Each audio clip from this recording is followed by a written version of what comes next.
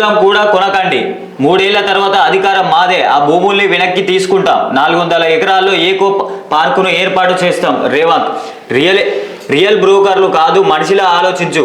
సంజయ్ తంబాకు నవలడం కాదు, పర్యావరణ గురించి తెలుసుకో. బీఆర్ఎస్ వర్కింగ్ ప్రెసిడెంట్ కేటీఆర్ విమర్శలు. ఏమున్నాయి ఇన్నే తెలంగాణలో లొల్లి పెడతారు. సంజయ్ మీద మాట్లాడాలంటే, బండి సంజయ్ మీద మాట్లాడాలంటే మస్తుగున్నాయి మాట్లాడేటి. తంబాకు నమలడం కాదు అంటుండు కదా. మరి వాస్తవంగా బండి సంజయ్ మీద కొట్లాడింది హెచ్సి భూముల మీద ఏం చేసిరు? హెచ్సి కాడ మీద ధర్నా చేసిరు, వెళ్ళేమన్నా చేయలేదు. రాష్ట్ర వ్యాప్తంగా ఇప్పుడు ప్రధాన ప్రతిపక్ష పార్టీ ఏది?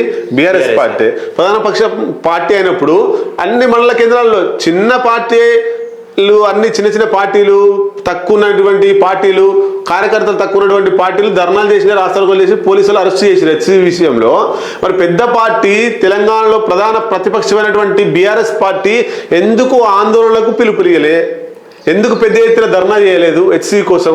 అంటే లోపల వీళ్ళు కూడా రేపు అధికారంలోకి వస్తే మనమన్నా మింగొచ్చు, ఇప్పుడు రేవంత్ రెడ్డి మింగకుండా ఆపితే రేపు మేమన్నా మింగొచ్చు అనేది ఉద్దేశమా? ఎందుకు పెద్ద ఎత్తున ఆందోళన చేయలేదు? 400 ఎకరాల్లో ఎకో పార్కును ఏర్పాటు చేస్తారట. ఇది వచ్చే 3 నెలలు మేము గెలుస్తాం, అధికారంలోకి వస్తాం. అధికారంలోకి వచ్చిన తర్వాత దానిలో అంగుళం కూడా ఎవరు కొనకుర్రి. ఈ 400 ఎకరాల హెచ్సి భూముల్లో కొంటే నష్టపోయినట్టు అవుతారు, దాన్ని మేము ఎకో పార్కుగా చేస్తాం అనేటువంటిది వాళ్ళు అంటారట.